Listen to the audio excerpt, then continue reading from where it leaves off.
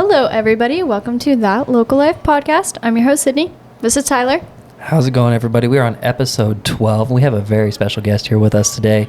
His name is Dennis Conforto. Did I say that correct? You did. He is a visionary, a father, a business owner, entrepreneur, you name it. He's done it. Dennis, happy to have you on. Happy to be here. Happy to have you on. This is awesome. I found you when I was browsing through the internet. I was looking at other people to have on the podcast, and your name popped up, right? And I started searching through all your stuff, like entrepreneur. I was like, oh, he built this business. And I just happened to reach out and was like, oh, he responded. This is so cool. So I am very excited to have you on and learn from you. You know why I responded? I don't. I don't have a life. So anytime somebody's nice to me, it's like, oh, somebody wants to talk to me, and this is great. So 100%. Yeah. I'll talk to you all day long. Yeah. Yeah. Well, you just may.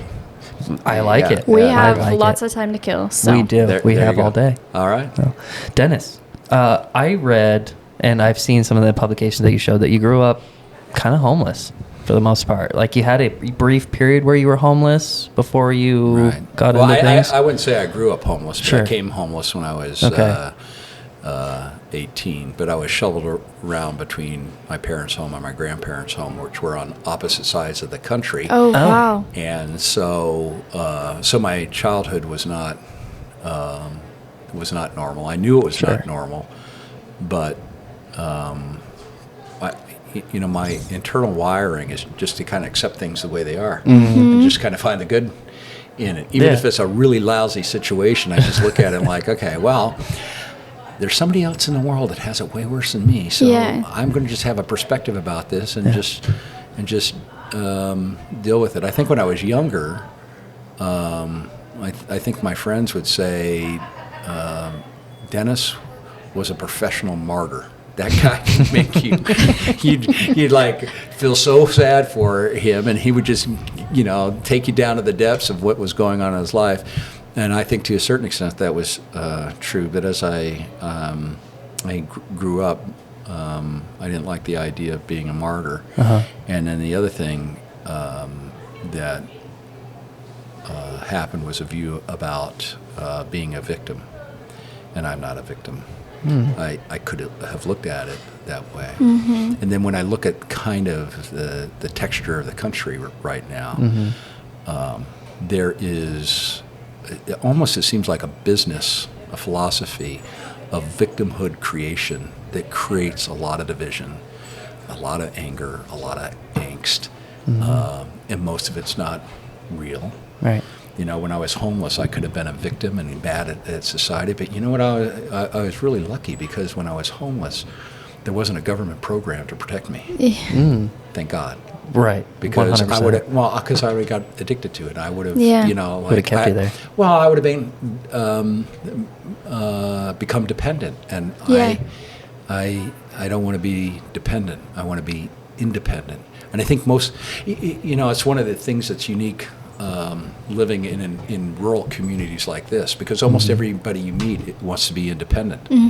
People who are in the city who go to rural America do so because they are feeling that they're dependent on a whole society that they're not trusting, and they want to go out and feel like they can grow their own food and pick their own apples and whatever it is, get their own water out of the ground and not be so dependent, which means you are vulnerable. So, and most people are, I think, kind of in a vulnerable situation. Yeah. Were you always wired that way growing up, or was that something that you learned while being homeless?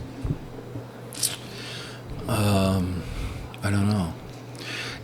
There's the childhood that you live, and then there's the childhood you remember, and then there's the lessons you learn, and then your story changes. Yeah. It's just a natural thing. So the person I was when I was born and the person I was at 10 is an entirely different person. Sure. And then 10 to 20, 20 to 30, 30 to 40. And by the time I got to 50, I thought, this is pretty much me. Yeah. And then I got to 60 and I go like, I'm not the same guy I was at 50. How weird is that? And I thought, well, by 60, I'm definitely that guy. And then I turned 70 and I'm like, wait a second. I've changed a lot since 60. I've changed a lot since 60. And so, if I'm 70, I've got everything that I learned up from the time of my childhood, and and I have a philosophical view about things that I didn't have when I was young. Sure. So now I see it through Different lens. a different lens, and I'm philosophical. And if I talk about when I was 3 years old, well, I'm doggone Horatio, with the philosophical wisdom of the age. But I'm pretty sure I was an idiot running around, like most 3 years old, and they're, a set of parents that was teaching you, how to stand up and talk, and then by the time you're 3, they regretted it, and it's like sit down and shut up. So seriously. So I think I think I learned to be wired that way, and wiring is a slow process. It's not like you have this. A lot of people have really stark events that happen in their life, and it just instantly rewires them. And I had a lot of stark events. I don't think I instantly was changed by any of them. Of course not. But all of them, together.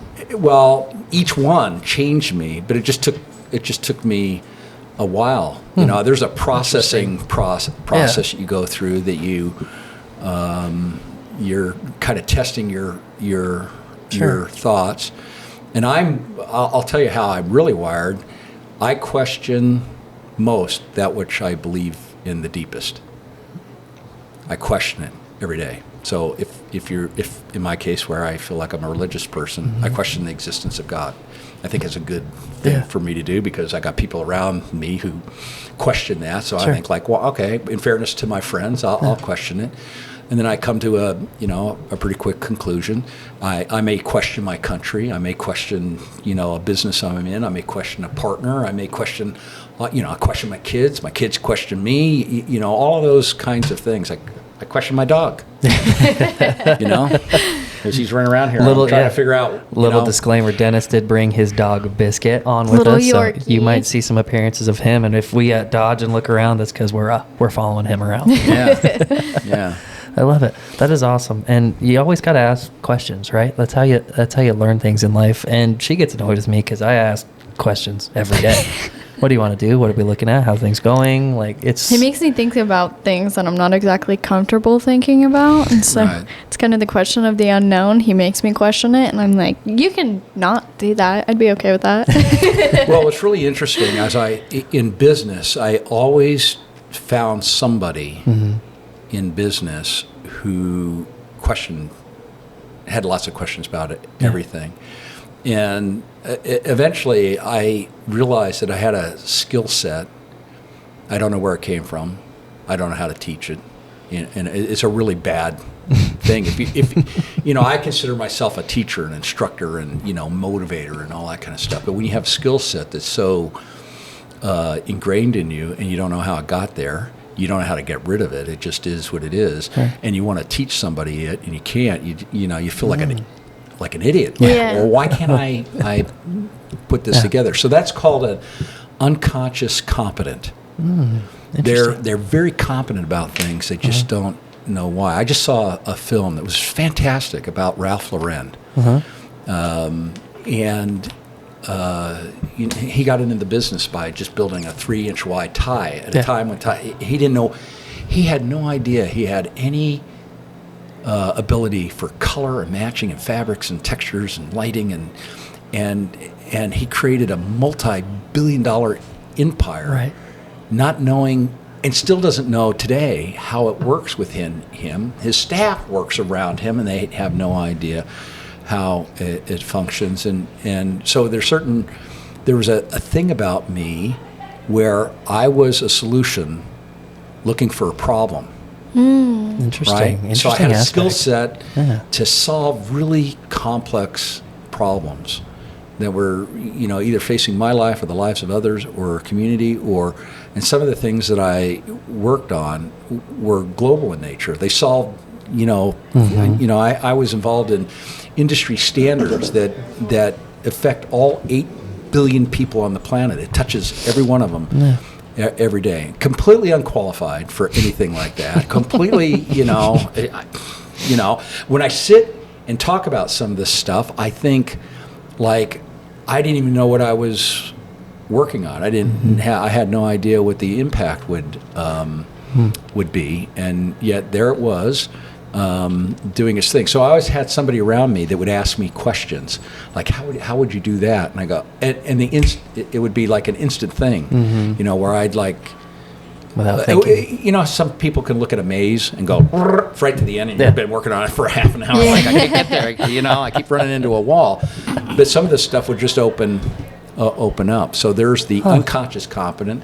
There is the conscious competent, which is what certain skill sets that I had that were natural, that I learned and read enough about to figure out how it worked, and I went from an unconscious competent to a conscious competent, and then I could improve the skills, and then I could teach other people it, right. And then that to me was the most satisfying. And then there's the unconscious incompetent. They're not aware of their incompetency, but they're talking with great authority about something they know nothing about. And we all run into them all the time, and it's like, right. You actually don't know what you're talking about. And sometimes they're famous. Sometimes we watch politicians say the most ridiculous things, or they come up with a, you know, you just look at it and go like, well, that's not competent. Hold on a minute. And those are the people who probably think that they could do brain surgery with a pen, you know?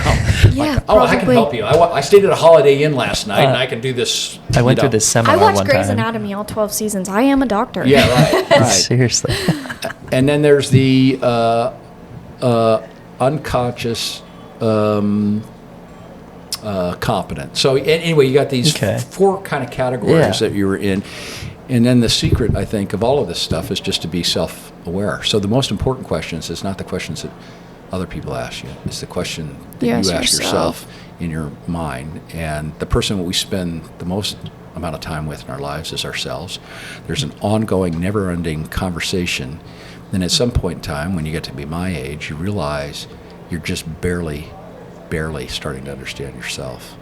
Let alone anybody else. Yeah. So, you know, you have a couple like you, as cute as can be, and you know, at some point in time, you go like, I don't even know me, and I want her to know me. Yeah. I don't know me, and I can tell she's not doesn't know everything about me, right. and vice versa, and so, you know, we all have to have a lot of patience with each other. We have to listen before we are understood, which is you know, very difficult to do. And 100%. You know, I'm only 26. She's 25. So that is definitely something that as I get older, the more and more I realize I don't know and don't understand. Because, you know, when you're wandering around at 10, 15, you're like, I know everything. I own this world. I run the world. And now, as I've ran some businesses for some years, you realize you don't know anything. And you have to ask yourself those questions every day of, am I the best person I can be? Am I doing this as I should be doing? Or are you surrounding yourself with the people that are asking you those questions? Yeah, so I look at it, I look at our thinking like software. So I have this thing about, you know, for my age, I'm massively active on social media. On Facebook, I'm like a demon. You know, you know, I'm one of those crazy people that shows every meal I have. Yeah. But every meal I make is an art form. Yeah. So I compete with women in Italy as an Italian thing, and at one point in time I got in trouble because I was ranked number 1. Oh my goodness! By 35,000 women in Italy. That's so from funny. Idaho. That's so on traditional Italian cooking, but they would look at what I would do, and then the next thing I found when I did that on social media was I would get women that would look at what I was doing and go like, where'd you learn that? And it's that, I don't know. Yeah. I have no idea. I just started looking at it. I don't know where the plate's going to go till the end. It's like those cooking shows where you're given 4 terrible things and you got to make a gourmet meal, and I go to my pantry and I got 4 terrible things and I go like, hey, this is like a game show, and and away I go, and people are like, wow, that's fantastic. How did you? how did you do that? So You're like, it either turns out real good or real bad. Yeah, so I have lots of people on Facebook that just follow me for my cooking and my food, and how do I plate funny. and the coloring, and how did I cut this, and how do you make a tomato into a rose, and all this stuff. And of course, the really frustrating thing that I get is every once in a while somebody will come, ask me a question. I just have a personal question. Are you gay? No, I'm not gay. I just like. I like to cook. I'm an artist. Not every artist is gay, and this isn't to take away from That's gay so people funny. at all. But yeah, I so love that. yeah, so you end up with a kind of a flare, Stigmatism, yeah. right? And so and so those stigmatisms aren't good, Right. and of course I have many gay friends in my life and family members who are gay, and I love them all, and all of them are choosing things that are important to them, like I choose things that are important to me, and one of them happens to be cooking, and then I have a thing on Facebook where I do a quote me quote. So every day I have this, and it'll happen here. I will say something, and I'll go, I got to remember that. That's a little good. That little sentence is good. And then I'll create a quote me quote, and then I'll put it on the internet, so people see. So people look at that and they go like, I'm looking for his quote for the day. Or I'll do a political piece. I got about 5 million readers, and so I'll do a political piece, and I write it for a particular audience, but I'm very careful. No bullying, no name calling. Sure. And I'm seldom about the person. It's always about the policy. So I'm more of a policy. Yeah. And people will politely, think like, I think you went over the board. And then and I'll look at it. And banter. Yeah. And I may have could have worded something more artfully, sure. But I didn't. Then I got pictures of dogs and sunsets and families and all that kind of stuff. But it's going all the time. That's because cool. you know why? Yeah. Because I'm a teenager. You never grew up, right? I never grew up. So this goes back to this software that's in our mind. So when I turned 70 in May, I got on my Facebook page and I said, hey, I just released version 70 to the world. and tomorrow I'll work on version 71. And I'm very self-aware of what version of software I'm in. And every once in a while, and it'll happen in this conversation perhaps, version 17 comes out. Well, version 17 of me is an idiot. So I'll say something profoundly stupid. I can't get it out. It's already out. It's been recorded if it gets recorded, and if I say it, and I'm restraining 17 inside of me. He's like yearning to be free. Released, There's version 8 running around. They have really crazy bugs in them, and version 71's trying to correct them. But here's the good news.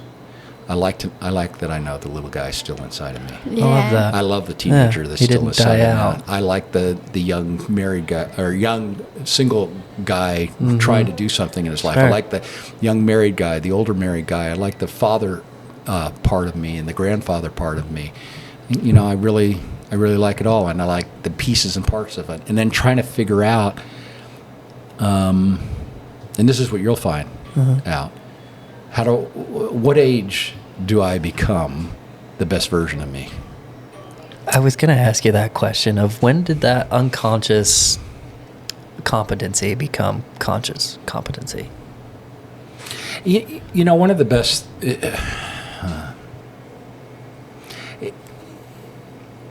I was really, in my youth, I was really treated poorly, and I wanted to be popular, and I couldn't be popular. I just... the versions were too... Software was wrong. The software was wrong. And I would do things to create attention. And, I thought, the girls were really like this. And, I would do some stupid thing. And the girls would be horrified. Like, what the hell's wrong with that guy? There's something wrong with that. That kid needs brain surgery. He doesn't need a girlfriend. And I'm sure not going to be dead. So I think... there's something about my personality that has always been there, where people felt safe to criticize me, to cut to the chase, to say it, sometimes in very tough language, sometimes meant to hurt. Yeah. I was really good about never personalizing anything. I might try to defend it, but I would walk away always about it as retrospective. The thing that made me retrospective was everybody criticizing me. And then pretty soon, I got smart enough to ask for the criticism. I didn't wait for somebody to, like, okay, he's such an idiot, and he's gone so far. I now have to say something to Dennis to protect Dennis from Dennis. So before I got there, I would ask for criticism. And it could be simple things like, does this suit look good on me? No, it doesn't fit. You got high water pants. Your belt. Yeah. Does this shirt? Does this tie? This that. Does the way the way in which I talk, my accent, whatever it was, I was trying to figure a way to find the best version of me. And then there was a thing that happened that was really interesting. Was the view I had of myself and the view that other people had of me, and they were different. And I was looking at the man in the mirror, and I wanted the man in the mirror to be like this guy, and have people see me the way I saw me, which is, I'm a good person, and and probably better than what they thought of me. And I started to realize that the person I was looking in the mirror that I thought was good because that was my goal. That didn't mean I had arrived at that version, And so it was trying to get the two mirrors to be lined up. So at 70, those two mirrors are still not lined up. They're getting closer, I love that. They're getting closer. Yeah. But I want to see me as other people see me, and I want other people.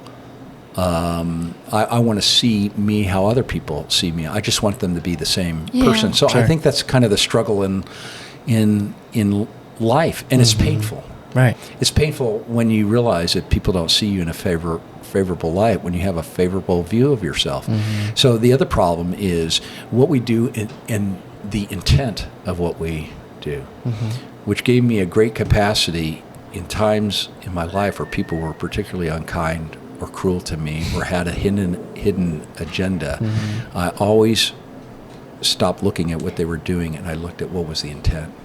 So sometimes people say things that really are hurtful. Yeah. Right? But what's the intent?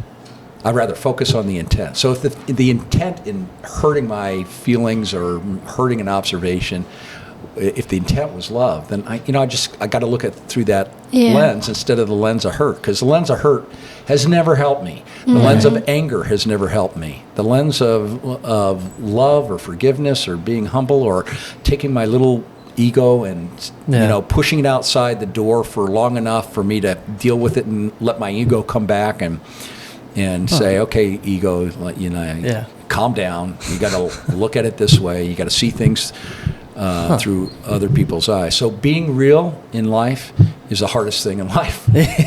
Just being real with yourself.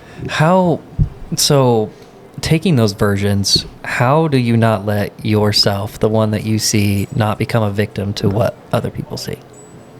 Well, you just decide you're not a victim, that you're on a quest for self-improvement. Victims inherently believe that everybody else has to change. The way I know I'm not a victim is I work on me changing, and I don't spend a lot of time looking at how other people are going to change. I'm just not interested in it. I don't have enough life, and I'm working on me, so I don't have time to tell them how to live their life or whatever. And I'm very careful about opinions that I have of people. So if I have a harsh opinion, recently people have been asking me about particular politicians, and if I have a harsh opinion about them, I realize it sounds harsh to my ears, but I'm really talking about policy or competency, which are two, really important things to me when people are trying to lead or represent you. I realize I'm being pretty tough, and at some point in time I go, but they're probably a really nice person. Yeah. Probably a great dad, probably a great aunt or uncle or, whatever, a great father, have great friends and stuff. And so at some point in time, I just have to stop it. So. Huh. Hey, Biscuit is making his appearance. Hey, Biscuit. That is very interesting. I love that life view. And that's definitely something that I want to implement into my own. You obviously were driven to kind of start a business and help people. What was your first business that you started helping people in? Paper route. Yeah. When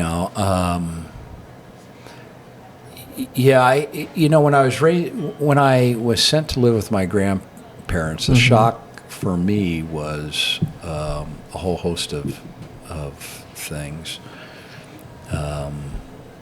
And my grandfather basically said, "Okay, you're 7 years old, and here's the deal.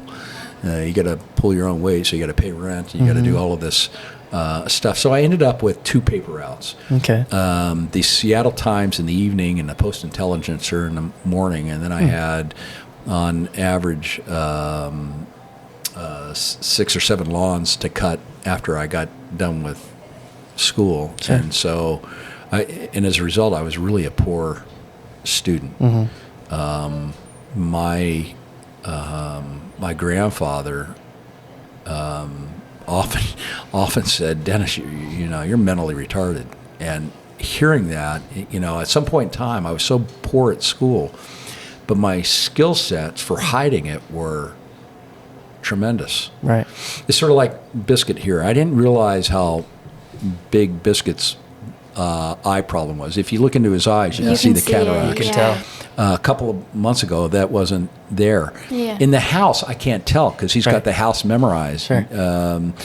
If I take him out somewhere, his personality changes and he he's kind of skittish. And he's looking around. And I notice any sound that I do, any click I do, like I just did there, he can't tell where it's coming from or what it is. So in the house, he masks it because I can't see it because he jumps up and he kind of knows where I'm at. He knows where his dish is at and all that kind of stuff. He's like Dad. And so in school, I was like Biscuit. Yeah. I could hide.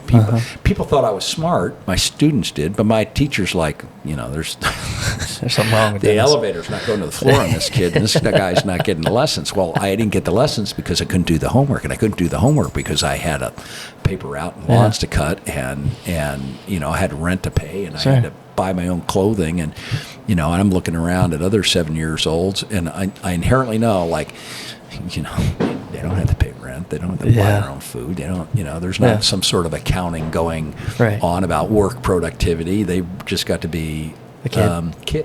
They just got to be a kid. So, at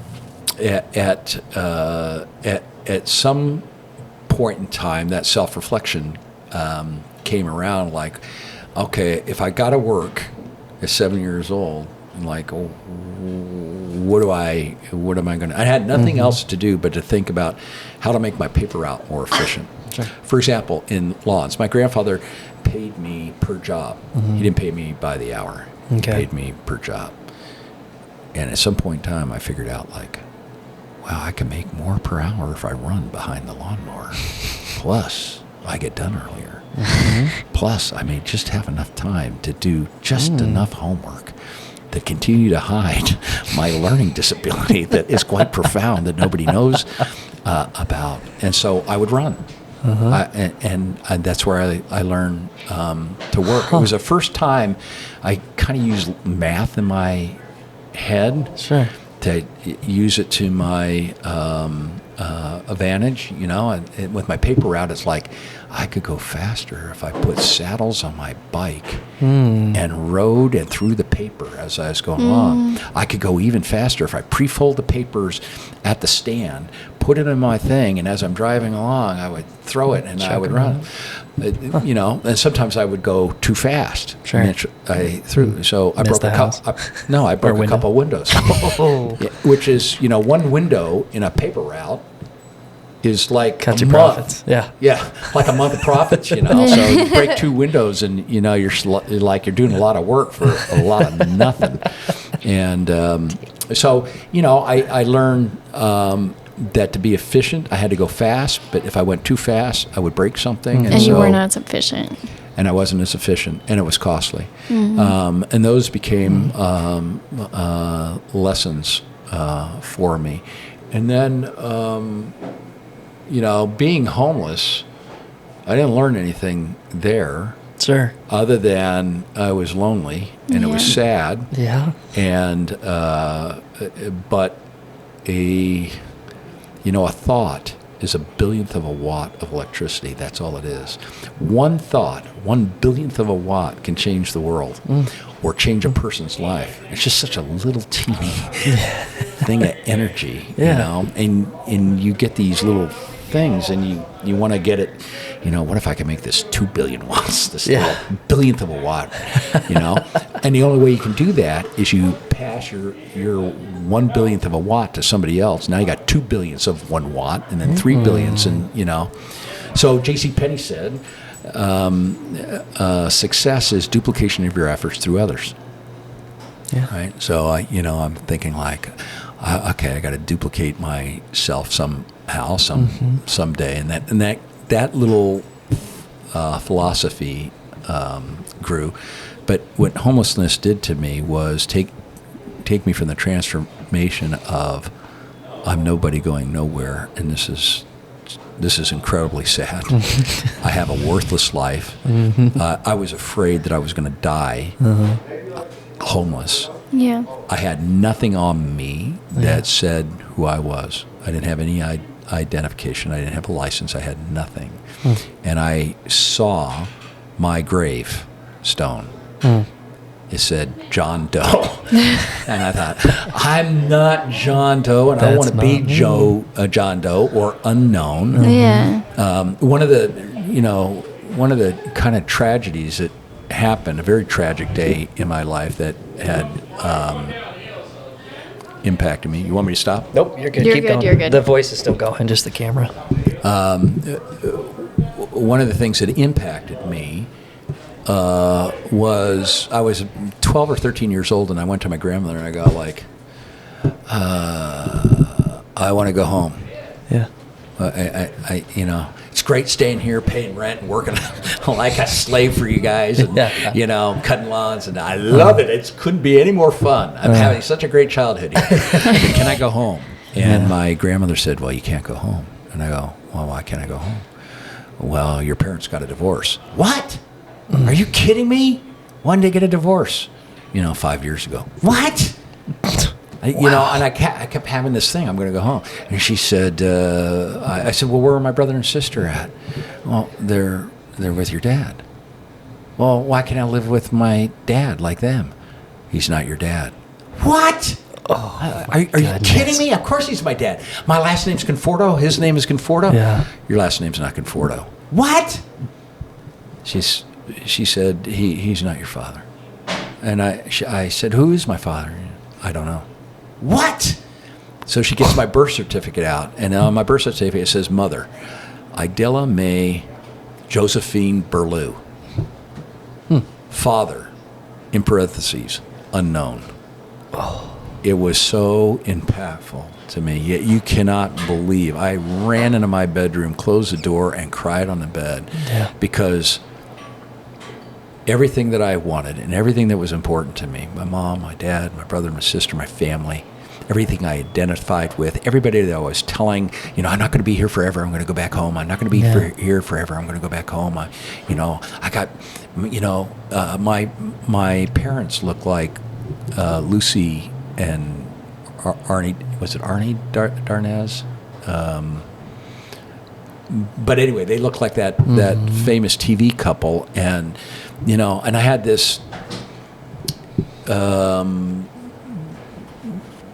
dream, fantasy, whatever you want to call it. I was going to go home, and I'm going to be back at this place. And then all of a sudden, I realized I was never going to go back home.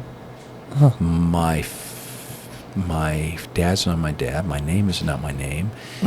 My name was really Burlew, and I loved Conforto. Yeah. I loved the way it sounded. It was unique and different. And Burlew sounded like a burlap sack. Yeah, like I didn't, and I felt like a sack. I looked like a sack, but I didn't want to be a sack. I wanted to be a Conforto. And and it answered a question, because my brother's name is Sebastian, and my sister's name is Roseanne, and and I'm like, how did I get the name Dennis? What a weird name, and I totally lived up to the name. Yeah. And it's just an interesting thing. The guy who created the Dennis Menace character 30 years earlier was at my same high school. He went to high school there. And it's just so interesting. But, it was the whole Dennis the Menace. And I had a nickname in grade school that I hated, which, how they take your name and change it. Yeah. But it was my whole name. Den Ass Can Fart on His Toe. Oh my God, it was so awful. I hated it. It's like, oh, here we go again. Den Ass Can Fart on His Toe. You're like, yes, I know. Conforto. Just goodness. Confato when I was you got the gaining full weight. gamut. I got the full gamut. And it led me down another path about things like prejudice, racism. It led me to the conclusion that racism is just a form of prejudice. We just got a name for it, and we have politicized it, and then people use that to control people's talk and dialogue. If they don't like what you say, it's racist. It's the last thing in your mind. That's true, though. Nothing to do with it. Right. And then I realized at some point in time that everybody needs to cut it out, because everybody's experienced prejudice. Prejudice of age, of weight, of education, of income, of color of skin, baldness, too much hair, too long hair, too short hair. Anything you can think of. Anything you can think of. And to think that people can't identify with that, you don't know because you didn't weigh 500 pounds. Well, I weighed 365 pounds at one time. Yeah, it's true. I didn't know what it was like to be 500 pounds, but I had a pretty good I had a pretty good idea. Sure. But everybody has enough empathy to have empathy if they want to. Yeah. Which is why I rejected victimhood. Right. It's like I don't like it when I see other people do it, and I don't like the business of victimhood creation. I watch people, on a national level that teach, that you are owed something. Yeah.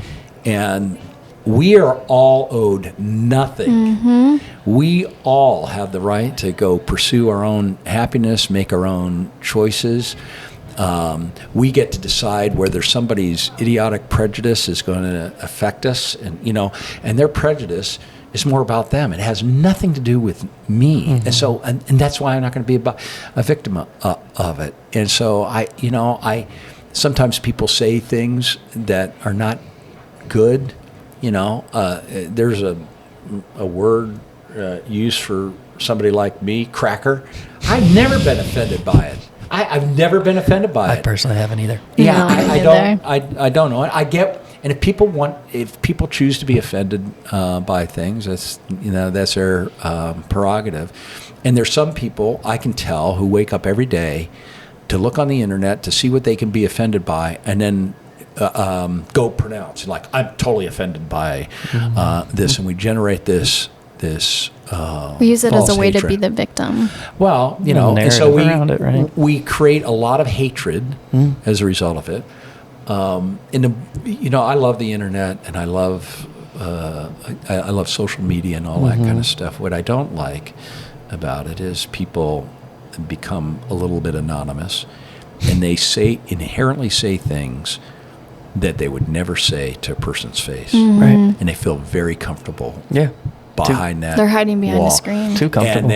And then the hate increases and the vitriol increases, and it's all fake. Yeah. It's all not real. It's just, everybody's little childhood comes out. The little people who complain about bullies then turn around and bully people. Mm-hmm. The very thing that they are complaining about is the very thing that they themselves are doing, and they're not reflective enough to see it. Yeah.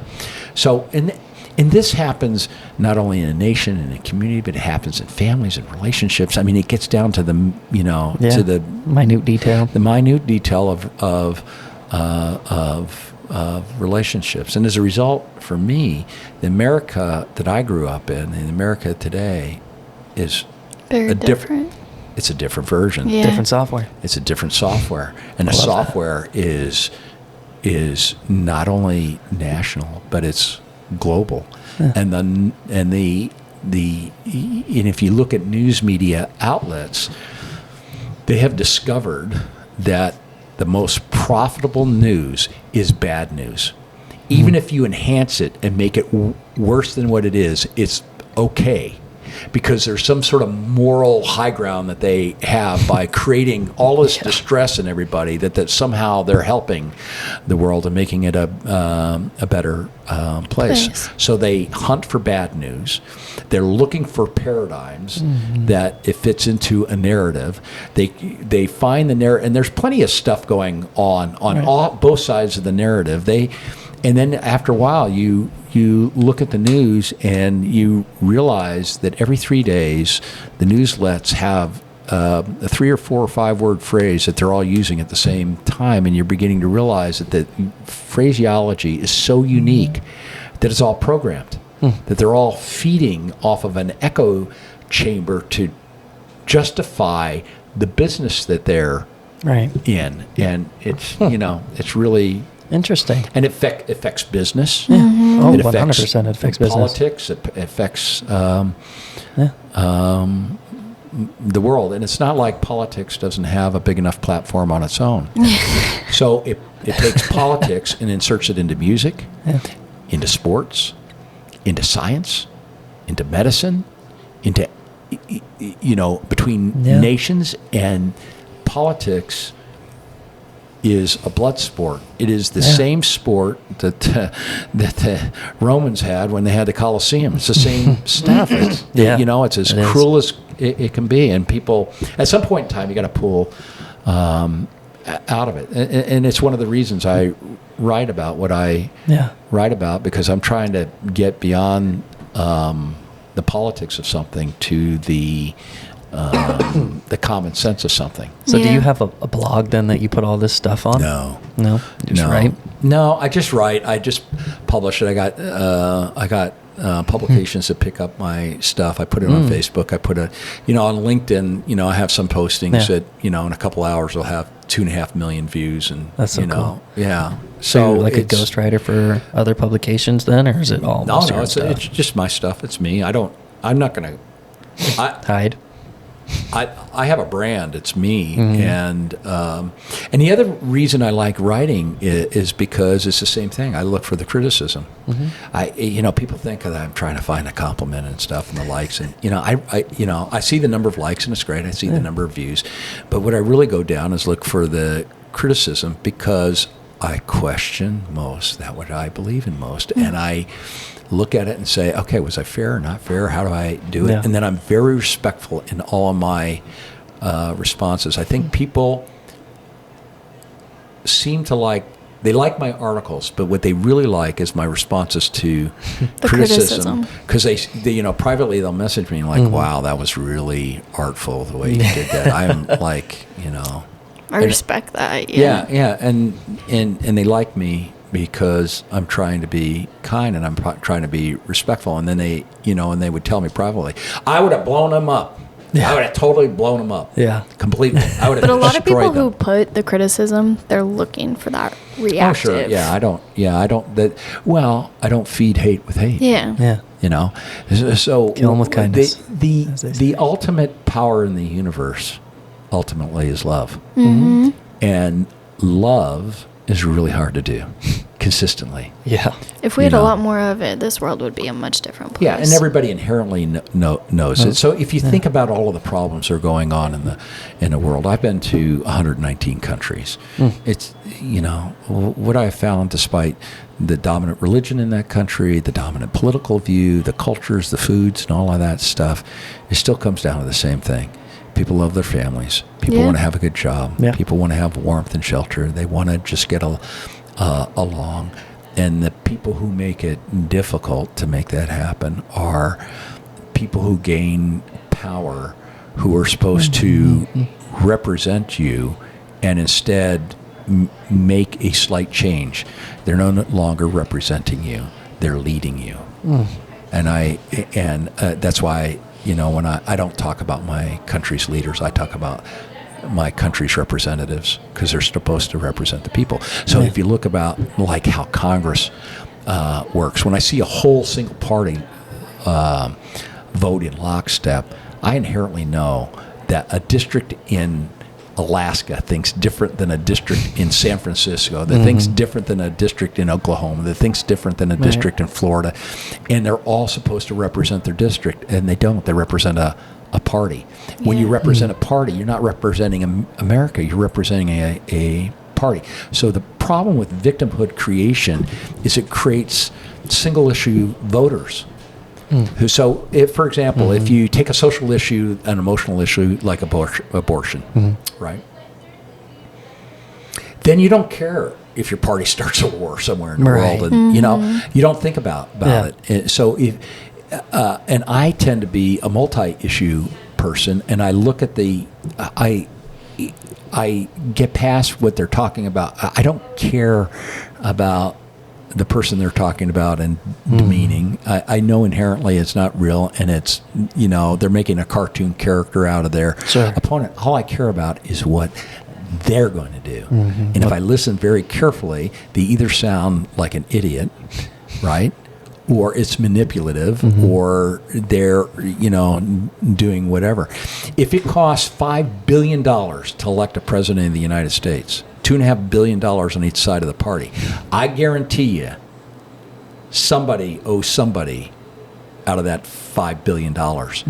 And it ain't the American people who are getting the value of all that money that is being spent there. Yeah. If you think about news media organizations and advertising, it's no wonder why you got right-leaning and left-leaning, because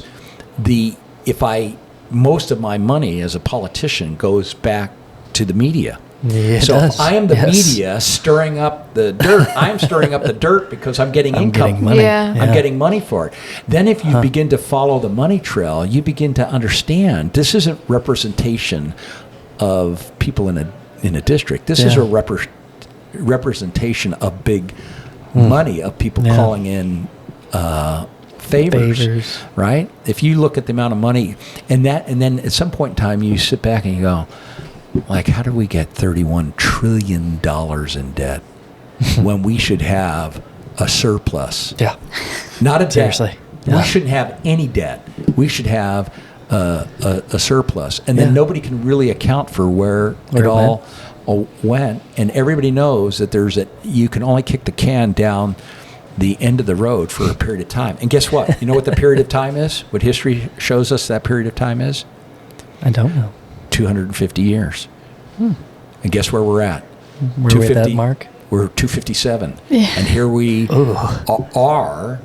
We're due for a turn then. We're the largest debtor in the world. And I look at that like, what bunch of idiots did that? And here's the thing about people who represent us. They're never held accountable for it. They're not. They're really not. No, they can do the most awful thing and go, well, I got voted out of office, and they can sit back and whatever power and thing and pension things that they got, and ultimately, when you look at the votes, this is self-interest votes, not the interest of the people. Of the people.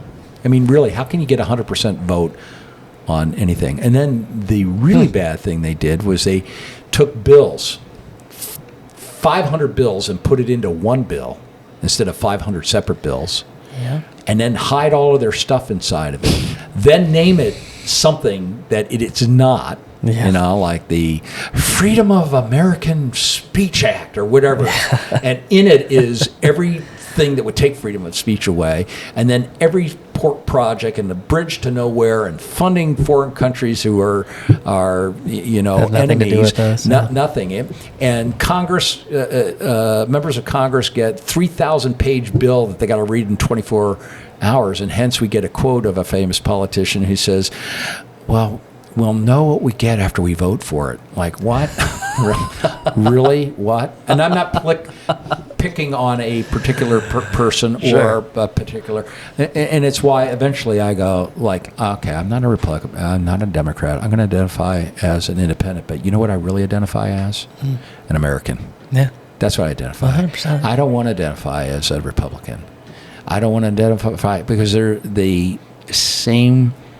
They're different sides of the same coin, working under the same rules that don't serve us. Yeah. So their system is broken. So you can send good people to Congress and good people to the Senate, and they're caught up in a machine that they can't get out of, run by bureaucrats who never leave, and you know, and you're stuck in that reality. Huh. How would you take all that and navigate it, building a family in today's day and age? Well, you know, there's a scripture related to that, to be of the world and not of the world, to render unto Caesar that which is Caesar and render unto God which is God. But it's very difficult because this stuff reaches down into your children. Mm-hmm. So, you know, we were talking about, you know, when I was a kid, one of the bad things that happens to all of us, to you, to me, to every human being, is children are so innocent. Yes. They're so wonderful, even when they're knuckleheads and you know, run around. But you look at it and the joy, and you learn a lot at an airport. I've spent a lot of time in an airport. I've got 8 million air miles, wow. So that's 2.5 years of my life in a plane. And then 5 years of my life looking for my luggage. So that's 10% of my life was looking for my luggage and sitting on a plane. But in an airport, you watch something magical happen with kids. The adults don't talk to each other. They're all like, wall. Take a kid running around saying hi to everybody, and everybody wants to talk to the kid. And the most staunch, mean-looking tattooed guy, goatee down to his, you know, belt that you would be scared of. All of a sudden, you realize you're not scared of him because he's talking to the kid. Hi, come here, and doing little stories, and the kid comes out in him. And I recently was on a flight, and a little kid walked up the aisle and wanted to shake hands with her. Hi, how are you? How are you? And That's I would think, awesome. If an adult did that, I'd go like, oh man, something's gonna happen. There's something wrong. It's strange. And so one of the things that happens is, as we grow, adulthood takes away our innocence because other people are taking our innocence. You think of all the things that you really shouldn't have known that hasn't helped you, or stories or things or images or whatever it is. You shouldn't have seen or heard, or horrific events in the news. All of it. You watch a little small child. The first time you watch a movie with them and they see violence for the first time on TV, it's a visceral reaction. They're like, what? People do that to you? Yeah. They understand it, and in that moment you strip something from them, and it continues to strip and strip and strip. Every once in a while in your life, and it happens, you know, it's happened to me sometimes. You meet a really intelligent, articulate adult human being who for some reason got through all of it and never lost their innocence. You could tell them a bad joke and they have no idea what you're talking about. They can't put it together because they can't conceive it. In some ways, you can tell them a joke that is obviously not correct, and they'll believe you. Yeah. Because they're innocent. Because they go like, well, why would you lie to me? Yeah. You know, why would you tell me the reason he sounds like a frog because he ate a frog? You know, like and they would go like, That makes sense. I'm not going to eat a frog. Yeah. You know, right? Keeping our innocent. You know, one of the things you do if you're trying to find the best version of yourself is try to find, even though you know what you know, reverting back to being innocent again. I mean, really. Going back to knowing what you didn't know. Going back to know what you didn't know, or at least viewing the world from that. That you don't know. That you don't know. So, part of it is, waging war with yourself. It's really about victory over self, right? And if you think about that, victory over self, you see, here's my quote me quotes coming, right? In my mind, I'm like, wow, this is good. I'm going to remember that. I'm going to write that. Facebook. I love that. People are going to go like, I love that. Where did you come from that? Well, watch this podcast. Yeah. You'll see it. So you have this kind of this self-reflective thing where you're kind of waging war with yourself. But the interesting thing, if you wage war with yourself long enough and people watch it, they begin to wage war with themselves. And then they're not focused on the mistakes of others. They're focused on their own mistakes. So, if you want to change the world, you got to change yourself. Quote me. And if you can change yourself, then you can change the people around you. Yeah. And then you become interested enough, and you end up on a podcast, and people say, "How did you end up thinking the way that you think?" So here I am. There you go. We love it. That is extremely powerful, and it brings me back to this is the best podcast you'll ever have. This is great. By far, I probably will be. It takes me back to bask in the moment. You'll be doing this 30 years from now, and you go, "Do you remember that one time that one guy with his little dog?" That one guy with the. I was very excited when he said you were bringing your dog. Dennis, yeah. She's like, I'll stick around. As soon as I like that. As soon as I said, "Can I bring my dog?" I'm thinking like they're gonna think I'm codependent on my dog, but my dog is dependent on me. Yeah. I'm doing it for my dog. Yeah. Oh, I love dogs. Anytime anybody brings a dog in the store, I'm like, I don't care about. I mean, you're okay, but like the dog. 10 minutes just before you showed up, we had another dog wandering around. Yeah, and then you go like, Dennis was great, but wasn't his dog awesome? That biscuit was great. That biscuit was great. He was great. He's the star of the show. Everybody should be a dog. I think about that often. Of man, my dog got it so good. Great owners. I love it. They're always happy. They're just happy all the time. Yeah. The most important thing to a dog is the human. Yeah, and it takes me back to I'm in this coaching group, and one of the guys in there, 9-figure construction company, he has a book that he carries around with him, and it's called his Don't Know book. Yeah. So he takes himself back to the things that he doesn't know. He said, don't act like you know something. Put it in the Don't Know book.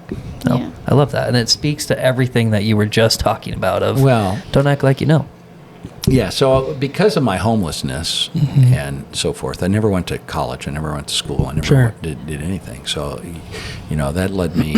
And by the time I graduated from high school, I was illiterate, really, truly illiterate. I'd only read one book, one story, and it had a major impact on me, and it was the life story of Amelia Earhart. And so I'm reading the book, and I'm like, oh, I like this gal. Yeah. She's just so cool. And, I'm like, wow, this is the first heroine I ever had. I just and I get to the end of the book, and it didn't end with, and she lived happily ever after. She died, and nobody knew where she went. She disappeared, and I'm like, that's an awful story, and I'll never read another book the rest of my life. They're supposed to end with the well. That's why we call them fairy tales. Yeah. Because of that one line at the end, and they lived happily ever after. Because we rarely don't see it. But anyway, that led me at some point in time. I knew almost everybody I met in my life was smarter than me, and I was like, I don't have time for college. I've already got kids, and I didn't get things in the right order, and so that led me to the point where I read 4 to 8 books a week still. I'm online reading. I'm on my phone reading constantly. So my I don't know book doesn't exist because if I don't know it, I look it up right now. Yeah. you know. So if my kids, my kids find that I'm faster than Google, so they just call me up, you know. Dad, I need that. What's the question to this? Let's call Google. Yeah. Dad. Combination of, and then you get a story along with it that you can't get on Google in an analogy, and then they go like, okay, Dad, I got a life, I got to go. See you, bye. Thanks for the answer. Yeah, thanks for the short answer that lasted for an hour. Yeah. You're like, okay, goodbye. They'll come to appreciate those lessons one day, I'm sure. Yeah. Dennis, I know you founded multiple businesses. What one are you in right now? What are you doing right now?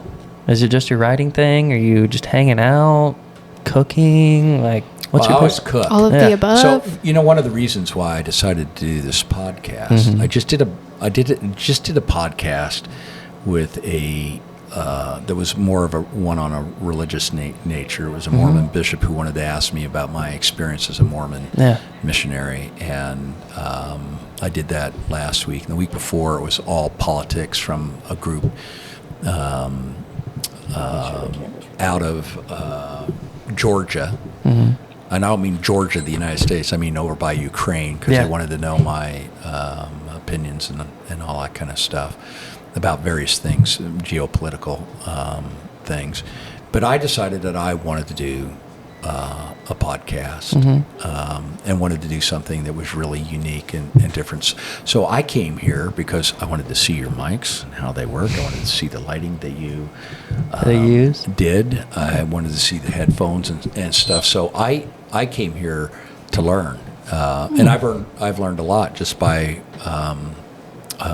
watching this. So I wanted to do it's like, how do I do all the things that I'm really interested in? So maybe I have a podcast where I have a quote me quote at the beginning and a quote me quote at the end, and I show it, and then I give it and I set it to music, and then and I love to cook, and so maybe I cook for people in my kitchen while I'm making something, and then I use it as a political thing, and then I find people that think the opposite of me. Oh, 100%. I invite people who don't like me, and say, if you got. So it's like politics. If I'm trying to build something that works, if I use too much sugar, I'm going to ruin it. Yeah. If I use too much salt, if I use too much flour, if I use too much whatever. So if I'm too much Democrat, I'm going to ruin it. If I'm too much Republican, and there's a balance to doing it. And sometimes, a more Democratic view is good. Sometimes, a Republican view. But how do I end up with an American pie? An apple American pie with a bunch of little ingredients on there that make up how America thinks and works. And I thought, like, wow, that'd be really pretty cool. And then I'd really do, on a scale of 1 to 10, I would pick up something that was really difficult to cook. And I do. Have you seen my cooking? I have a little bit, yeah. Yeah, so it's an art form. It is. And you probably said to yourself, I wonder if that guy's gay. I actually did not. I cook myself, so did not get that at all. Well, then we can get a cooking competition going. Love and, it. And I just want to know. I just let you know. I'll bury you. That's fine. Yeah. I'm here to learn. Okay, good. We'll just start. I am the master. Okay. And you're the student. Beautiful. Then eventually, I'll kick your ass. Yeah, of course. Then you are the master and I am the student, and that's the way it should. I agree. Work. I had some of my sons were in karate, and the kind of karate that takes a decade to get a black belt. Jiu-jitsu. And they're really well. Jiu-jitsu is another art form.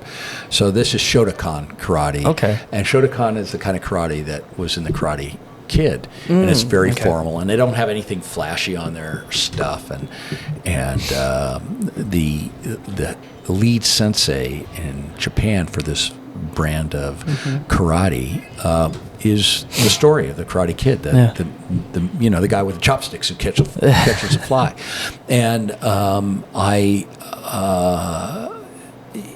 had this thing when I always thought I was a tough guy, but I never got enough fight, so I had no idea. But in my mind, like, I'm Clint Eastwood, and I'm just going to take a bunch of crap. One day, I'm going to, I'm going to use it, and I can do it. I got the skills, I got the weight, I got the height, I got whatever. Love it. And so I take my kids to their first karate class. And the sensei is also the bodyguard for, at the time, Tom Petty. Mm-hmm. And he knows, he's like an 8th degree black belt. Yeah. And he knows French kickboxing and He knows Brazilian every which wrestling, way to and check 7 you out. different things. Yeah.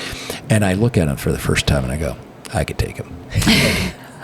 And then I watch him with the kids, and he's doing really simple stuff. And then I watch him with the other black belts, and I go, this guy could kick my trash. Like in 3 seconds. I retract my statement. Yeah, well, it's good. I never said the statements. But in my mind, it's like delete, reprogram, right? Reprogram. Go from idiot to, conscious competent. That you don't, you're aware. You're aware this guy can kick your butt. Right, exactly. Oh, that's funny. Is that you? Is that me? It's not me. Oh. That's all right. It'll go away. If we me. ignore it, it goes away. Yeah, It does. Just a little background music to my next I lead-in like that I. that. Yeah. There you go. It's a build-up. Yeah, It's I'm a gonna build-up. Little Sing a almost song. Yeah. I'm in the groove. Oh, I'll now do a you're little in. break dance. I like that. That's so funny. I like that you brought that into the play. That is very cool. So, with this podcast that you want to kind of start, Yeah. is it going to be over food? Are you going to have them come in and sit down and eat a meal with Are you? you guys You're gonna, like, cook cook something together? together? I don't know if you've ever seen it. I really like Hall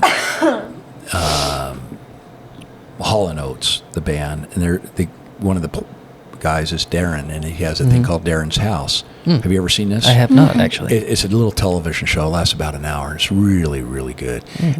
And he invites musicians in, and they play his song, and then he plays their song, and they go back and forth, and it's all live, and there's no rehearsal. And man, these guys are world class. It's unbelievable. And they have a little studio, and there may be 10 of them in the room, and they rock it out with the guitars and the organs and the drums and all that kind of stuff. And before they talk, they go, you do the second verse, and all that kind of stuff. Yeah. And they're singing each other's songs. And what a compliment for world-class musicians to sing each other's songs. And they're super, super famous. Somewhere in the middle of that, they cook a meal. And it's really interesting. And and they have a person that comes in. But I noticed one thing about everybody. Everybody's got a story about food, and everybody relates to food, and they remember something, and they sit there and watch the chef, and you're like, I'm going to do this with the meat, and I'm like, oh, I never thought of doing that, and then they're all into it, and they're looking at and then they share the meal, and then they start talking about stories 30 years ago when they played on the same stage. Oh my goodness. And one was the opening band for the other, and all of this stuff, and then and that's where the really interesting discussion is around the dinner table. So I have this feeling that if people were around a dinner table and are eating a meal, that whatever the difference there is, you could find a similarity. A reasonable conclusion on some of the most complex discussions, because at the end of the day, really, there's a common sense to all of this stuff, and part of common sense is tolerance. You got to have a tolerance for coming to a conclusion. And one of the things, great things about common sense is it requires no money. Yeah. It requires no funding. It's free. It requires nothing. It just requires common sense and speaking in ways that people can look at like, that's how I really feel. We all get jacked up on getting angry at stuff. We get angry because what we're listening to is not common sense, and then we don't know how to make it have common sense. So you sit out here and these little rural communities like Parma, Idaho, and you go like, how can I make sure that Washington D.C. does not destroy my life out here? And you watch them systematically destroying the life of your family, because I got kids all over the place, and I'm, how you judge yourself as how you did as a parent is not how your kids turn out. Yeah. It's how your grandkids turn out. That's the only way you know how you did. You almost got to look out a couple of generations, and then you look at what society does to them, and then you see things that that don't make common sense inside your own family, and you go like, where did that come from? And then you start reasoning it through, and then you watch the anxiety that your grandkids are going through, and you think like, thank God I was never raised today, because this is really interesting, really difficult for them, and of course you don't want the whole thing to fall apart for everybody to learn a horrible lesson, because it all fell apart. If you were in the USSR and you watched the USSR collapse and split into multiple countries, you would have thought that was impossible. If people think that the United States cannot break apart, they're wrong. Yeah, anything can happen. Because it has nothing to do with the United States. It has nothing to do. It's about people who then become unreasonable. I mean, you could even conceive, if you look at maps, you could see red states creating a group, and blue states creating a group because they can't get along. And obviously, you don't want to have a civil war. And I hear the word civil war more than I've ever heard in my life from both sides. Really? And I think like, holy Toledo, this is not good. And I'm a pretty good historian. So then I go back to the 1850s and read the dialogues and the news articles back in the 1850s before the Civil War, and they're very similar to the articles that I see today. The same vitriol, the same intolerance, the same lack of understanding. They're not listening. They're not communicating to each other. And they're not willing to go through a transition. And then I watch today societies bring up the past as if all the people in the past who made their mistakes are alive and we're still living with the same mistakes. And guaranteed, 100 years from now, people are going to look at the mess we created and say, these people were worse than the people that those idiots talked about. Yeah, I mean, I think that some of some of what we're doing because of social media and everything else, there's a part of America that is now un-American, intolerant, bullying, name-calling, and divisive and divisive. And, you literally can get on the news and you can see politicians and anchors and political consultants speaking a language of hate. Yeah. And it's find spewing it anywhere. out. And we are desensitized to it, and we actually don't recognize it as hate. We think like, oh, that's a normal dialogue. Yeah. And if you've got a program waging war with yourself and you listen to it, all of a sudden you become, it's that innocence thing. Yeah. The more, remember when I told you about the little kid who sees violence for the first time?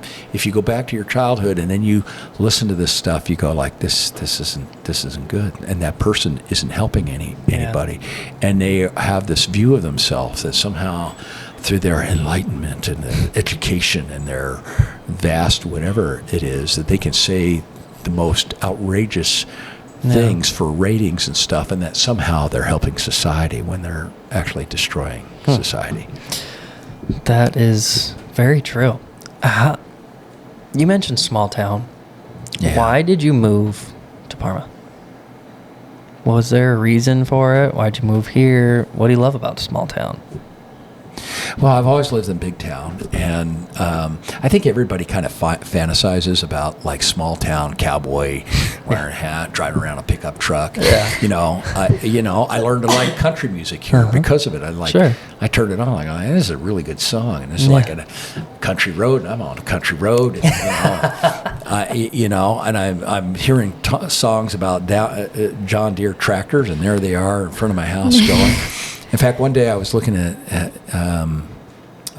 I play the piano, and I play to what I see. So I look out the window, and I'm making up a song as I'm going along. It is beautiful. And it's the first time I've ever played it, and I'm like totally impressed with myself. And if I look at my hands, I can't play. Yeah. It's weird to sing. But if I look away, so I'm looking at the farmers in their John Deere tractors down in the valley below, and I'm thinking like, I wonder what they think about. And so I write a piece. There you go. This is what a farmer thinks about in the truck. And it's like so romantic. And I publish it on Facebook, and my friends in the city go, oh my gosh, Dennis, that's so beautiful. So I go to church. Uh-huh. And most of them are farmers. I go up to one of them and I said, hey, I wrote a piece about what farmers think about a John Deere tractor. Uh-huh. And, but before I let you read it, I would like to know, what is it you think about it? Because I don't think about anything. I'll listen to country music. I go, okay, well, you don't want to read this piece because I'm going to look like a jackass because I just made you something, like you're not. And then I realized, kind of the humor of living in being from the big cities in San Diego, Philadelphia, served my mission in New York, Seattle, always big cities. Yeah. In my travels, Tokyo and London and Paris and so forth, Sydney, Australia, whatever it was. So, I lost track. That's okay. Back to, this podcast is about small towns, right? Like how do we impact our small towns? So why did you move in? I made a mistake. I was on Zillow and I had an app and I said I want to buy a house that's this size for this about this amount of money. And I was looking for a deal, and this amount of money and blah blah blah blah. And I wanted to stay below the snow line, and I knew where the snow line is, which is lower part of Utah. I had a bunch of kids in Utah, and I thought it'd be nice to live close by them. And my fingers. And I couldn't find anything that kind of fit what I was looking for. My finger slipped off the 15, and I ended up on the 84, and I still think I'm in Utah, and I get to an area, and boom, it all lights up. You're like, this is perfect. This is, and I'm like, I've never heard of Meridian, Utah, Eagle, Utah, Parma, Utah. And I'm like, so I pull a map back, and I go, oh no, it's Idaho. I don't want to live in Idaho. Bunch of racists up in Idaho. The KKK's up in Idaho, hiding up in the mountains, and everything that it wasn't is what I thought it was, right? And but I end up seeing this house in Parma, and it's a beautiful home. And I look at the price, and there's like a number missing off. There's like there's a zero missing. Yeah, something's wrong. And and because of the first number, I think it's is a little high for what it would be. Sure. I thought it was not a 0, but a 1 should be in front of the number. So I call up and I go, hey, there's something wrong with the price of this house. No, that's the price of the house. Well, there's something, is it like on a land field? Did someone die in it? Former nuclear warhead plant? Does it is it Chernobyl-like? Is it, So eventually I fly up and I look at it and I'm like, this is the greatest thing. And it was set up on a hill. You couldn't tell. But it set up on a hill, and I kept driving. I landed in Boise, and I kept driving out there. And every time we would look at this house, and we would drive through like Notice. Yeah. I go like, Notice is, how would you notice? There's only one side of the street. There's nothing on the other side of the street. And I had this thing like, there's the universe. And at the end of the universe, there's a wall. And behind the wall, there's something else. I don't know what it is. So I get past Notice, and I go, this is the wall. I'm going to find out what's on the other side of the wall, because this is like in the middle of nowhere. And I kept driving. Then I go through little Parma, and I'm like, we're still not here. And I go past the movie theater, and like, we're still not here. And it's a little past the movie theater, and it sits on the hill, and you can overlook. And I go, this is on the other side of the universe. Wow, this is, I should join NASA. I just discovered the moon. Yeah. And so I get out there, and we just decided to do this thing on a kind of a whim. And and it turned out to be a real adventure. Everything I thought it would be, it was, and more. People were friendly. People would take a grease pencil and say, welcome to the neighborhood on a watermelon, you know. Yeah. We didn't grow potatoes everywhere. Yeah, I didn't grow potatoes, and I could smell the onion fields and see the corn and all of, and all of a sudden I got pretty good. Like, before I'd drive by a field, I have no idea that was in there. Like, that's potatoes, that's corn, that's cabbage, that's onions, that's alfalfa. This is feed corn versus human corn. Yes, there's a difference. This is onions going to seed. They're not, a whole thing. And I'm thinking, like, boy, I am a country boy. Maybe I could get an accent and talk like just a little bit slower. And the first time I went to church, I shouldn't tell you this story. It's terrible. But that's okay. First time I went to church, and I was with a group of men, and they were talking slow and simple. And I had this thought, like, well, I'm definitely the smartest guy in this room. For sure. For sure. I am. And, about a month later, I'm in the same room, and I'm listening to them, and I'm beginning to realize I know how to get water out of the ground. I can tell you everything about barcode technology. I can tell you about stuff that has nothing to do with surviving. Sure. It's global, and it helps, and it moves products around the world. But and I'm watching, they know how to get water out of the ground. They can fix anything. They can fix their tractor. They can fix their car. They can fix their house. They can fix their furnace. They can, there's nothing that they can't do. And I'm so... And I sit in that classroom, and I look around the room at all these men, and I go, yep, I'm the dumbest man in this room, for sure. And it only took a month to realize that all of the intelligence and all the experience and all the traveling and all the people I met, famous people, unfamous people, all the talks I ever gave, and people thinking I was pretty smart, and I end up in a room, and I'm the dumbest guy in the room. And by the way... You wouldn't have thunk it. I wouldn't have thought it. And it's 10 years later, and I'm still the dumbest man in the room. I love that. Yeah. You just embodied the small town. Yeah.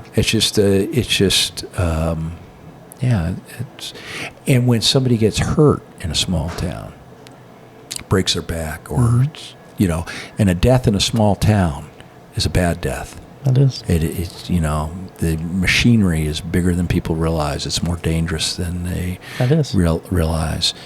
But when something happens, everybody's skills are interchangeable in Parma, except for Dennis Conforto. I have no interchangeable skill. I can dig a ditch, but I don't do that. Yeah. So unless I have to, right. Of course. For the community and stuff, I'll sacrifice my back and my arms and my little hands that will get blistered and so forth, and I'll complain and I'll whine and I'll become childlike and but it is the best. It is the best life. It's more than what people can think of, but it's hard. There's a hardness to it. Yeah. And when I mean hard, I mean you got to go further to, okay. First world problems. I shouldn't say this, but you would think the best produce in the world would be in a small town grocery store. Holy crap. Apparently all that stuff goes to the big stores in the big cities, because I'll pick up a green onions and they're and I'm like, this ain't right, and lettuce like and then so I'm like, what the heck, and it was interesting, because if you think about a big city and living in a big city, it takes 3 or 4 or 5 people in a small city per capita to take care of the big city.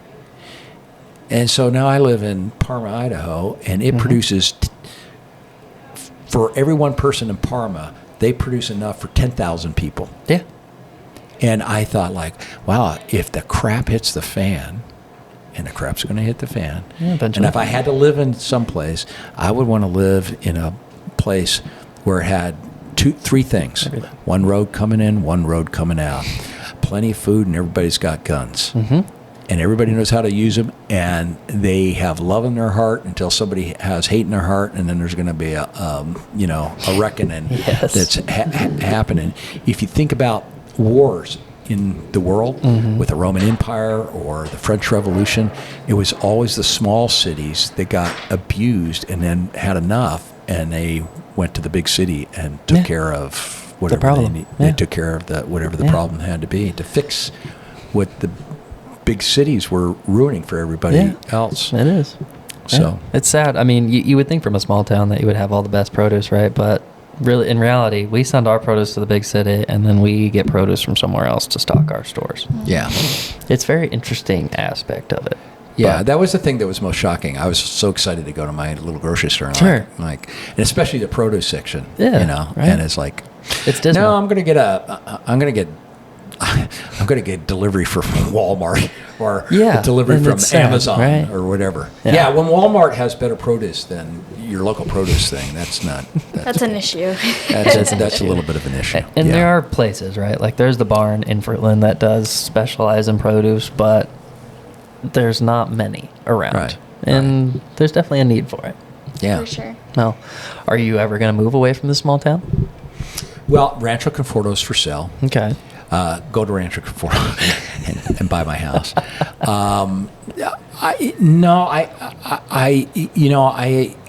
There's something about Idaho that when I was a little kid, I came to a jamboree, a scout jamboree, and you can tell I'm blue-eyed, fair-skinned, and and I got a sunstroke at a scout jamboree in Farragut, Idaho. And I just remember as a little kid, I was in the Red Cross tent, and the doctor's around, and he said, "Listen, young man, I got 2 words of advice for you." Okay, what? All right, here's the first word of advice. Stay out of the sun for the rest of your life. And I did. I mean, I was always in the shade, getting in the swimming pool, and when I tell you, you talk about white anything, I'm like white on white on white. My legs are so white that you need 2 pairs of sunglasses. 100 SPF, you're still going to burn. Yeah, it's just, I look at my white legs and I'm like, oh my, that's awful. What an awful look. But, Blinding. Yeah. That's a look. And the other one was, stay out of Idaho, it'll kill you. So when I found these houses in Idaho, I'm like, I can't go to Idaho. I was told by the doctor I can't go to Idaho. It'll kill me. And now I realize I'm going to get buried in Idaho, and I'll end up being longer in Idaho than any other place. So I just had a friend that told me that if you flattened out Idaho with all of its hills and mountains and just made it flat, like a piece of dough and flattened it out, it'd be larger than Texas. Yeah, I can believe that. Yeah. So Idaho ended up with, I think it has 22 state parks, more state parks than any other place in the union. I find I find more diversity in Idaho than I did anywhere else. And what I mean by that is you can find every race and every culture in Idaho, but everybody gets along. They do. Right? Doesn't matter their religion, doesn't matter their race, doesn't matter their background. Everybody just gets along. Yeah. It's like the best part of Southern California, which is San Diego, where people are just really friendly. So it was like San Diego transported to Idaho, and everybody had that kind of carefree attitude, and everybody was young, and everybody was doing really cool things, hiking and kayaking and canoeing and motorboats and lakes and hunting and fishing and and jumping out of planes and all of that. It's all here. All of it is here and more, and people actually have no idea how fantastic this state is and how this state came to be. You know who made this state? I don't actually. Abraham Lincoln. Really? Do you know why he made this state? Speaking of the KKK, he needed an extra set of votes to get the Emancipation Proclamation and Emancipation Act passed, and so he cheated by creating a territory of Idaho really quickly that would have an impact in a vote that changed the course of our nation. Interesting. I did not know that. Yeah, that takes somebody from outside of Idaho to tell somebody inside of Idaho how great Idaho is. Technically, he's in Oregon, but Okay. Oregon's. By 5 minutes. Yeah, well, I could happen drive to know for across a the river. fact that the people in this area of Oregon really want to be part of Greater Idaho. Yeah. In Greater Idaho would take over 9 counties in Oregon and 2 counties in Northern California. Yeah. And we would be the 3rd biggest state in the union. It'd be interesting. Yeah, it would be interesting. Yeah, I was born in Boise, Idaho, and I think, yeah, keep going. I definitely want to move to the Idaho side. I do. I'd like to be on the Idaho side, but I think they are. You're right on the border. Well, I'll tell you how you get to the other side by my house. I looked at it, actually. Yeah. Little bit. I'm still on the up of my entrepreneurship career, so I'm not quite We're to going to that be here point. for a few more years. I'll It's get okay. there. Go into debt. I'm already Like in they- a lot of debt. Well, are you 31 trillion? I am not. I'm only Yes, a million. Actually, So- you are. That's true, because I'm an American, right? You're an American. That is my debt. Yeah. So get this: we have $31 trillion in debt, but we have $300 trillion in unfunded liability that people don't think about. So that means, do you have children? No. Yeah, no. Nope. All right. So that means take your own debt plus the debt that the country has placed you in, and you got about $2.5 million worth of extra debt that you don't know about. Nice. That you get to pass Awesome. on to your kids. I love that. Now your debt, your More kids reason are to free. have kids. Your debt your kids aren't responsible for, but the country debt your kids will be responsible for. be responsible for. Yeah. Nice. Interesting. Well, I will definitely be getting to buying your house. Where are you going if you're selling your place? It's event driven. Okay. The great thing about me is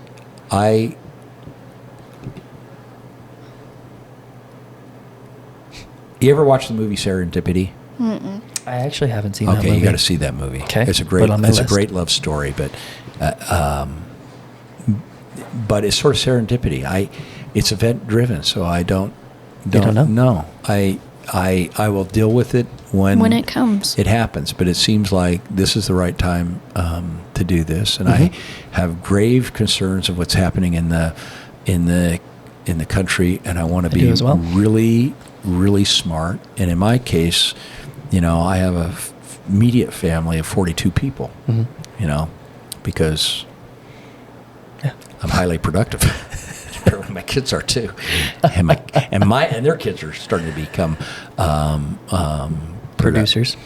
productive. Productive people. Yeah, and then you begin to realize that there's no small decision in life. So I did a calculation at one time to find out if my kids had kids at the rate I had kids, and their kids had kids at the rate I had kids, in 500 years there would be 1 million living Confortos, plus all the ones that died to get them there.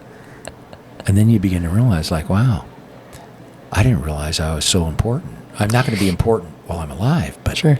somewhere in the future, You're going to have an impact on somebody.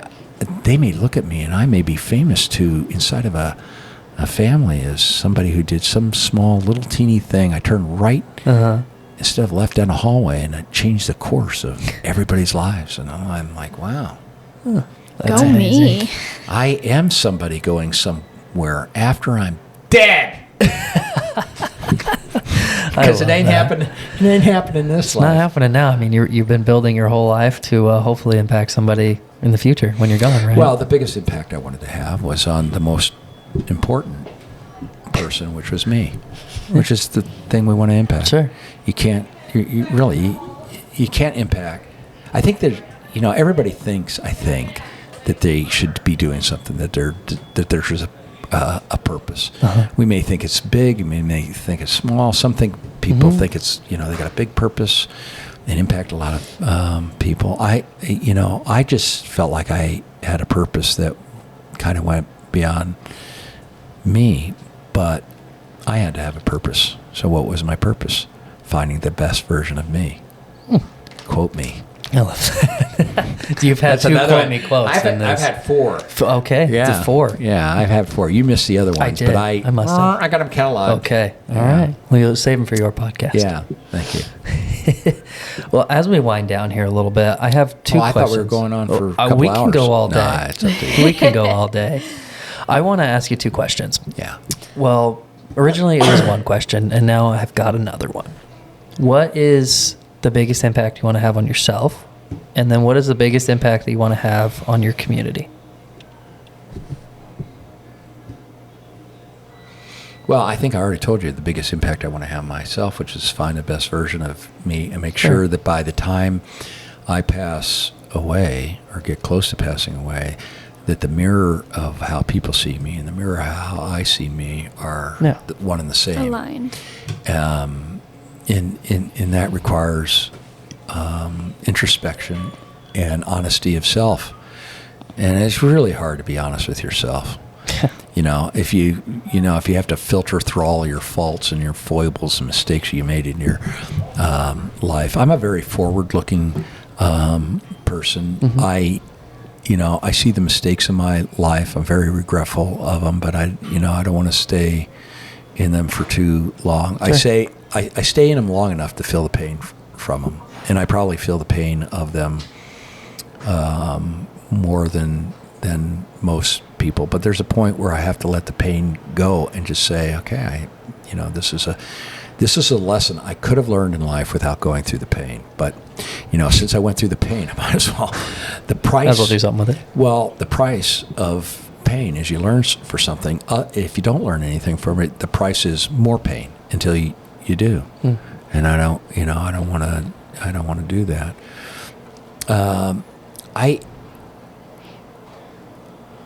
When I think about my community, I don't think about my community. I do, but my community is probably bigger than you would use the word community for. So my community is being American. That's my community. I love that. I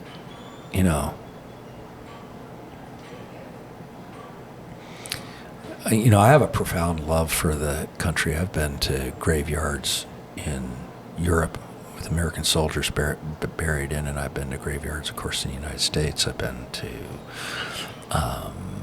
Pearl Harbor, Punch Bowl, which is a graveyard in Hawaii. And you begin to realize the price that was paid. Some of the wars were justified. A lot of wars weren't justified. A lot of the country made a lot of mistakes. I don't harbor on the mistakes. I don't sit there and, people talk about the Civil War and what happened there as if it happened yesterday. The people who made peace in the Civil War are doing a better job at making peace of the Civil War then than we make about it today. And it's a tragedy. A lot of people don't realize that the Confederate statues that were built were gifts from the Union, from people who had a very different opinion, because people died thinking they were doing the right thing. And history always belongs to the victor. The victor gets to write the history. That doesn't mean that the history was right. It just means that's the one that got published. Yeah. And so when we look at ancient history and we do an archaeological finding and we find King Tut's grave and we hear about a war, it's written from their perspective. They could have been villains, but in their story they were the heroes. And I distinguish the American community from the American government. The American community I love. The American government I'm learning over time, and this is a very painful thing for me to say, but I'm beginning to detest it. I'm beginning to loathe it.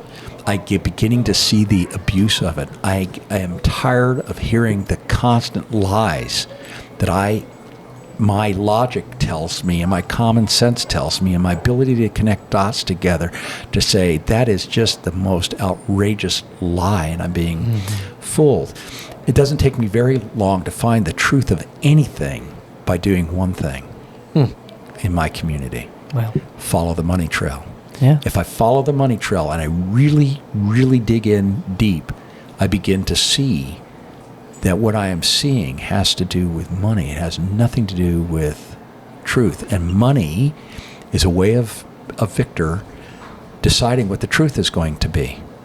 So the truth about whatever it is, about medicines, about science, or, and you can see people of great intolerance who use words like, it is declared science.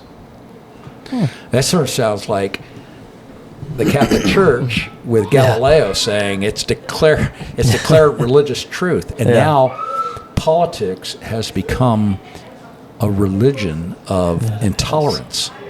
And it is now the most intolerant thing on the planet. And it creates war.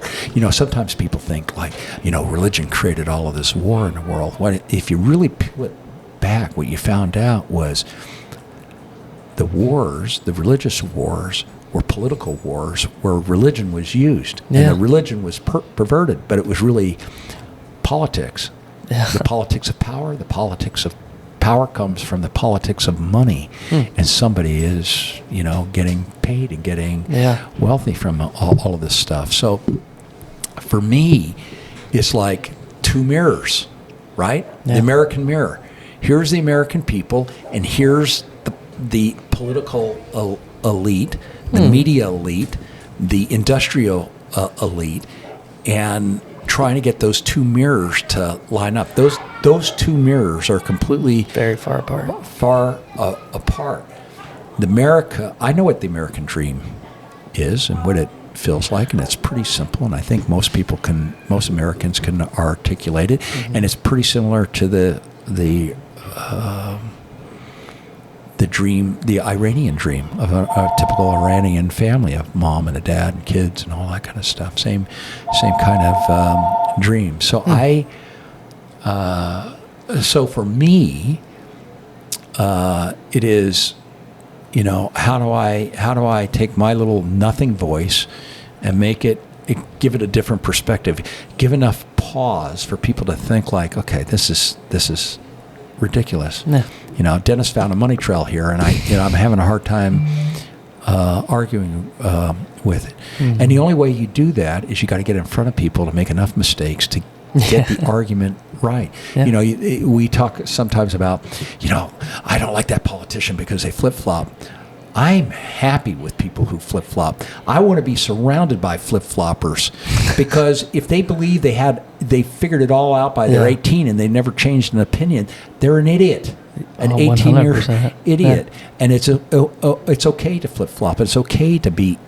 insert new software. Insert new software based on getting rid of your prejudice, getting rid of fake information and fake news and fake, people... a lot of people don't like hearing the word fake. But you know what? I know fake every time I see it. Yeah. Pretty easy to sniff out. It is. And but I also know the power of media. I had a media buying company at one point in time. And we bought a lot of media time, and there's some things that we learned. We learned that, if you, in a minute commercial, if you wanted people to memorize something, you had to say it 7 times in that 1 minute. And then you had to see it 7 times in a week. And so you had to have a certain amount of reach and a certain amount of frequency to make all of that happen. Well, if you get a message out about whatever it is with enough frequency, you can change people's opinion. And what you really find out is today in America, when people are voting, they're not voting for someone, they're voting against someone. Yep. Because they've been taught to hate. They don't even know what they're voting for. They don't even know what they're going to get. So if you take somebody like Donald Trump, regardless of what you might have of his the way that he approaches things, people who hate him couldn't for the life of them talk about the failed or the policies that worked for lots of people. They are clueless. They can't see beyond the lens of hate, and you got to hear the same stories about the same guy. You can never get to the accomplishments. And by the way, the same's true with Obama. If you're on the other side, 100%. You can't see what he did. You can see everything you didn't like, but it's so personalized. And it's a cartoon character. And people talk about him in a way as if they met him and sat down and and they have all of this hate. If you're a policy person, then, you just cut through that.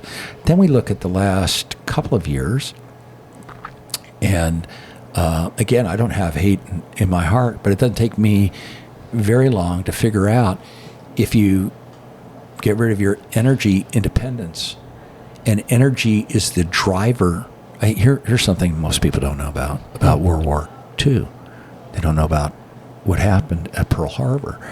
They don't know why the Japanese bombed Pearl Harbor. You know why the Japanese bombed Pearl Harbor? Honestly, I don't know. Okay, I'm going to tell you. Because we did an oil embargo on Japan and surrounded them, and they couldn't get oil. And guess what? If you don't have energy and you mess with people's energy, you mess with their families, you mess with their livelihood, you mess with their ability to survive, and that's warlike. And so these guys went like, where do we go? We'll go to Pearl Harbor and handle the situation. And handle the situation, which, is disastrous for them and for us and for everybody else. We took our own ability to drill oil. We gave it to Russia, and yesterday we gave it to Venezuela. And I'm sitting there going like, energy, oil is in everything. You can hate it all you want. And then if you follow the money trail, you begin to realize something really interesting. The green people are in a green business. It's not that they hate oil. They need oil. They do. If you're going to build a solar panel, you're going to need oil. If you're going to build a lithium battery, you're going to be needing oil. And you're going to do as much damage to the earth as oil. If you need a windmill, you're going to have fiberglass blades, and the amount of energy, and the amount of energy that it takes to build one windmill takes the windmill 3 years to net out the energy that it costs to make the windmill. And then you begin to realize that what it is a bunch of business guys who've demonized another business guy because they want to switch everything over. And then you raise the cost of energy. Well, then that raises the cost of everything. Then you raise inflation. Then you raise, then minimum wage can't keep up. Families can't keep up. And now we have a situation where my community, the average American, it is now costing them $8,000 to $12,000 more a year to survive. Yeah. Now, if you are a fixed income person on Social Security, you make $24,000 a year, you just got wiped out. Yeah. 100% you went from being kind of self-sufficient to I need food stamps to poverty, and now you're into poverty under something that I've listened to all of my life since the 70s. The world's going to end in 10 years unless we do this or unless we do that. And no matter what it is. And at first it was an ice age, and then it was this, and then it was acid rain, and then it was this, and then it was global warming. Global warming didn't happen, and then they came up with a final solution. Let's just call it climate change because you can't argue with it. And the climate's been changing forever. I went to Turkey, to Corinth, and at one time the ocean back 2,000 years ago was 7 miles inland, and boats could come up. You have to go 7 miles in dirt to get to where the ocean was at. And there was no cars, there was no nothing. It was just a natural process of the earth. Now, does that mean we can't clean it up and it can't be better? Does that mean I'm willing to sacrifice dirty air and all that? No, of course not. But I don't have to accept the truth, right? Well, I can find. Well, you can find balance. Yeah. And this is about common sense. It's about balance. Tesla just announced, this week that by 2024 they're coming out with a hydrogen car, which means the electric car is already gone. Yeah. And we all know it's coming. Oh, 100%. They just have to be patient. Yeah. But politicians who aren't scientists, who aren't doctors, who aren't anything, that are a bunch of attorneys, and if you think about, I've run enough companies that the least productive person in the room is going to be the attorney, because they're going to slow everything down, make everything more complicated, make sure everybody doesn't trust everybody. Yeah. They're going to write a contract a mile long. So when I bought my house in Parma, by the time I signed the contract, seriously, it was big enough that I bought the whole state of Idaho. That's how complicated that thing was. That's attorneys. So, people mock things like, why would we have a businessman running the country? Or why would we have a movie star? Or why would we have a football player? Why we have... Well, our whole system was built on, just like the jury system, In the jury system, you get on the jury, and you're on the jury, and you're off the jury. You know, it's from every background. If anybody wants to understand why the country's so screwed up, you just got to look at the job descriptions of all of the people in Congress and so forth. You're going to find out the vast majority are attorneys, and that's why everything is slow. Everything is slow. Everything is complicated, and attorneys love to get into everybody's business. They do indeed. Yeah. So dealt with a few myself. Yeah. Well, that is amazing. Folks, there is a lot of nuggets in today's episode. Please take a pen, take a pad. Listen to him. He knows what he's talking about. For his age, he just spelled out a lot of wisdom right there. Yeah. He is very intelligent, take a that's pen, for sure. Take a pad, listen to what Dennis is saying, take notes, and eventually follow his podcast. Heck yeah. Dennis, where can we find you? Where can we find any of this information that you're talking about? Just be my friend on LinkedIn. Try to be my friend, or follow me on Facebook, or you can go to DennisConforto.com. Eventually, a podcast will come out, and you can see more there. And then you can invite me back again, and we can have another chat. Heck yeah. And as many times as you want. Okay. Sounds good. I'll take it. If you don't call, I won't show up. Okay. I only come by invitation. I only go where people want me to be at. Okay. Well, it's been you a are pleasure. going to be invited back. It has been an absolute pleasure.